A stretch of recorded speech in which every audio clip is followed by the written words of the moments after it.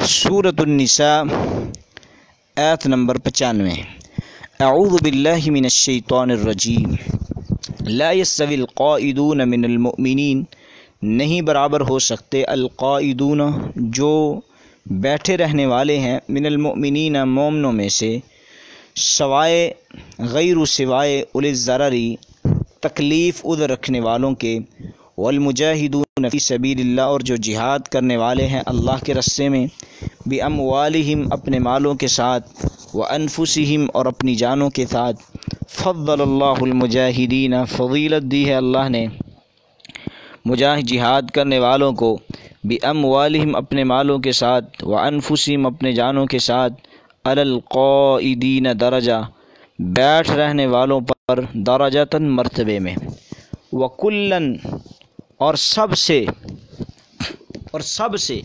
वादल्लाही, अल्लाह ने वादा लिया है, अल-हुस्ना, भलाई का, जन्नत का। व फ़द्दलल्लाहुल मुजाहिदीन, और फ़ज़ीलत दी है अल्लाह ने मुजाहिदीन को, अलल क़ाइदीन, बैठने वालों पर, वो अजरन अज़ीमा, बलिहाज़े अजर अज़ीम के। तो इस आयत में अल्लाह ताला ने फरमाया कि जिहाद के फ़र्ज़ ऐन होने की सूरत में तो किसी शख्स को बिला उधर घर में बैठने की इजाज़त नहीं है, बल्कि ऐसी सूरत में जिहाद में ना शामिल होना सरी निफाक है। तो दूसरी सूरत है जब जिहाद फ़र्ज़ नहीं है, तो क्या उस वक्त जो घरों में बैठे हुए हैं वो बेहतर हैं कि जो अल्लाह के रस्ते में लड़ रहे हैं वो बेहतर हैं? जो अल्लाह ताला के रस्ते में लड़ रहे हैं वो बेहतर हैं। जिस तरह के ज़ैद बिन साबित से मरवी है कि जब ये आयत नाज़िल हुई तो रसूलुल्लाह सल्लल्लाहु अलैहि वसल्लम ने मुझे बुलाया और मैं किताबत के लिए हाज़िर हुआ, तो अब्दुल्ला बिन उम्मे मख्तूम जो नबीना थे आ गए और कहने लगे, अल्लाह की कसम, ऐ अल्लाह के रसूल, अगर मैं आपके हमरा जिहाद कर सकता होता तो ज़रूर करता। इस वक्त अल्लाह ने आका अलैहिस्सलाम पर वही की, और जो किसी तकलीफ़ वाले का कलमा नाज़िल हुआ तो आपने मुझे लिखवा दिया। यानी कि पता ये चला, मालूम ये हुआ कि जिस शख्स की नीयत जिहाद की हो मगर इसे तकलीफ़ की वजह से ना, तो उसको भी वही अजर मिलेगा नीयत। सहाबा ने अर्ज़ किया, अल्लाह के रसूल, तो रसूलुल्लाह सल्लल्लाहु अलैहि वसल्लम ने फरमाया, मदीना में कुछ लोग ऐसे भी हैं कि तुमने जिस कदर सफ़र किया, जितनी वादियाँ तय की, वो तुम्हारे साथ थे। सहाबा ने अर्ज़ किया, अल्लाह के रसूल, वो तो मदीना में। आपने फरमाया, हाँ, अगर वो मदीना में हैं लेकिन इन्हें किसी उज़र ने जिहाद में शिरकत से रोका। तो इसका मतलब ये हुआ कि जिस तरह अगर सारे जिहाद को चले जाएंगे तो मुहद्दिसीन भी जिहाद में चले जाएंगे तो बाकी पीछे कौन रहेगा। इसका मतलब ये है कि अगर कोई अल्लाह वाले मुहद्दिसीन में से कोई बड़े बड़े लोग अगर वो मैदान मक़तल में नहीं भी जाते, वो पीछे जितने अदियाने बातिला हैं तो वो अपने लिहाज से एक बहुत बड़े जिहाद में हैं और बहुत बड़े बुलंद पाए पे जा रहे हैं। जिस तरह कि अब्दुल्ला इब्न उमर रज़ी अल्लाह तआला अन्हु से मरवी है, रसूलुल्लाह सल्लल्लाहु अलैहि वसल्लम ने फरमाया, मुसलमानों में से किसी शख्स को भी उसके जिस्म में कोई आज़माइश आती है तो अल्लाह इनके मुहाफ़िज़ फ़रिश्तों को हुक्म देता है जो इसकी हिफाजत करते हैं कि मेरे बंदों के लिए इस तरह अमल लिख दो जिस तरह वो उस वक्त अमल करता था जब वो तंदुरुस्त था, जब तक मेरी गिरफ्त में रहे। तो आगे अल्लाह रब्बुल इज़्ज़त ने फरमाया, दरजातिन, यानी दर्जे हैं, मिनहु, उनमें से, व मग़फ़िरा, और मग़फ़िरत है, व रहमत है, व कान अल्लाहु गफ़ूरर रहीमा, और अल्लाह ताला बख्शने वाला। तो ये नीयतों के साथ हिसाब होता है, जैसी नीयत होगी वैसा ही उसको अजर दिया जाएगा, नीयतों के मुताबिक ही आदमी को अजर मिलता है। तो आगे अल्लाह ताला ने फरमाया, इन्नल्लज़ीना, बेशक वो लोग, तवफ़्फ़ाहुमुल मलाइकतु, के फ़ौत करते हैं उनको फ़रिश्ते, ज़ालिमी अनफुसिहिम, इस हाल में कि वो ज़ुल्म करने वाले हैं अपनी जानों पर।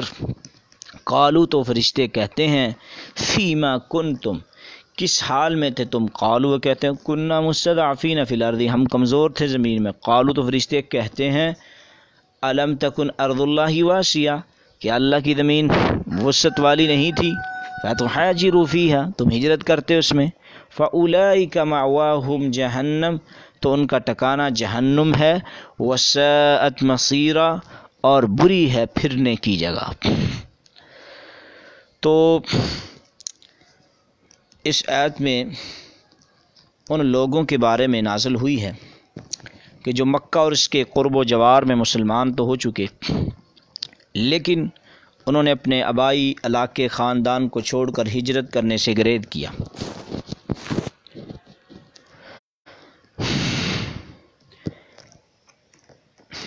حالانکہ انہیں ہجرت میں کوئی رکاوٹ بھی نہ تھی۔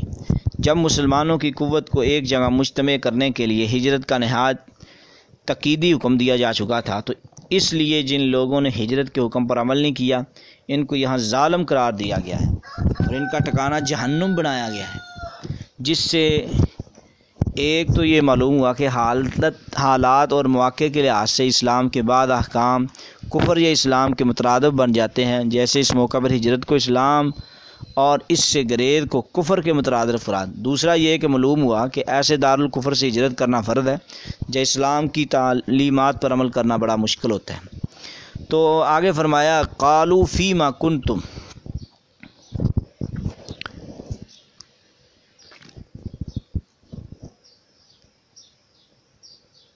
ہاں،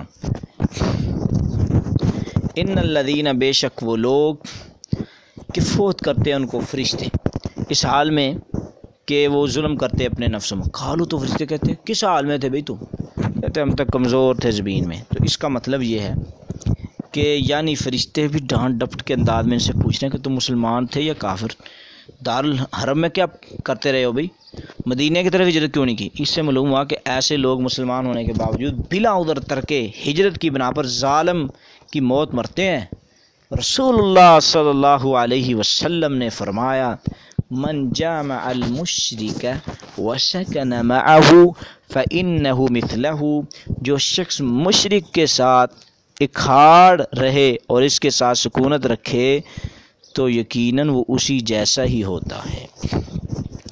تو بعض حالات میں ہجرت کرنا فرض عین ہوتا ہے۔ تو قالوا، وہ کہتے ہیں لم تکن ارض اللہ واسعہ، اچھا قالوا کہتے کننا مستضعفین فی الارض، ہم تو کمزور۔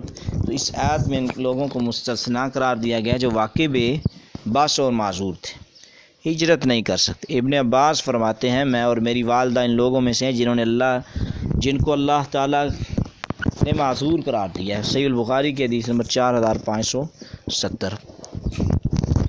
تو آگے اللہ تعالیٰ فرماتے ہیں الا المستضعفین، سوائے کمزور، من الرجال، مردوں میں سے، والنساء، عورتوں میں سے، والولدان، اور اسی طرح الا المستضعفین، یعنی کہ اجازت کن کو ہے؟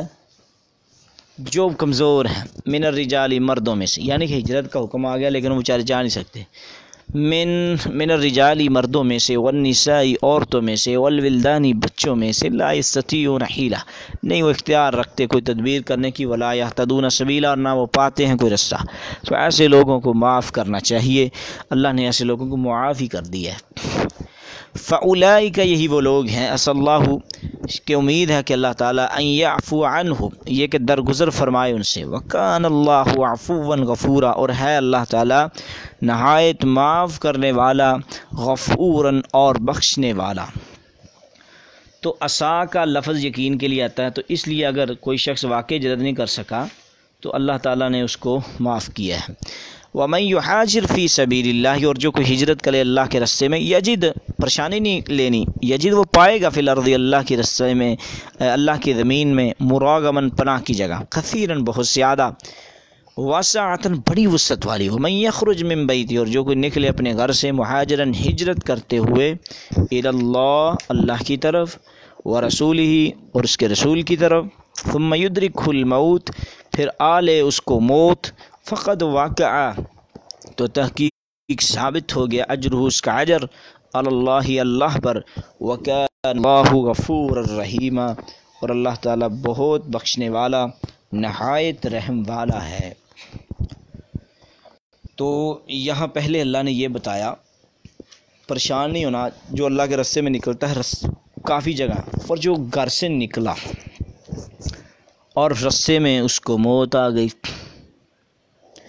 تو اب اس کا کیا بنے گا؟ اس کا یہ بنے گا کہ اللہ نے اس کو جنت میں اللہ دے دیا ہے۔ تو ہجرت کے معنی دو ہیں، ایک تو دارالحرم سے دارالاسلام کی طرف، اور دوسرا کفر سے اسلام کی طرف۔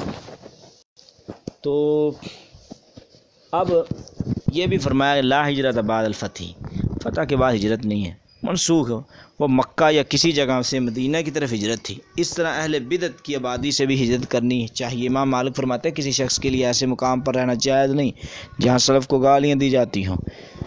اللہ اکبر۔ تو اس لیے فرمایا انا بری من کل مسلم یقیم بین اظہر المشرکین، میں ہر اس مسلمان سے بری ہوں جو مشرک کے درمیان مقیم رہے۔ تو یہ بار بار اللہ یہ کہہ رہے ہیں، یہ ترغیب ہو رہی ہے کہ مشرکین کے علاقوں میں رہنے کی بجائے تم اللہ رب العزت کے علاقوں کی طرف آؤ، تمہیں ان کے علاقوں میں رہنے کا کیا ضرورت ہے تمہیں۔ تو آگے اللہ رب العزت فرماتے ہیں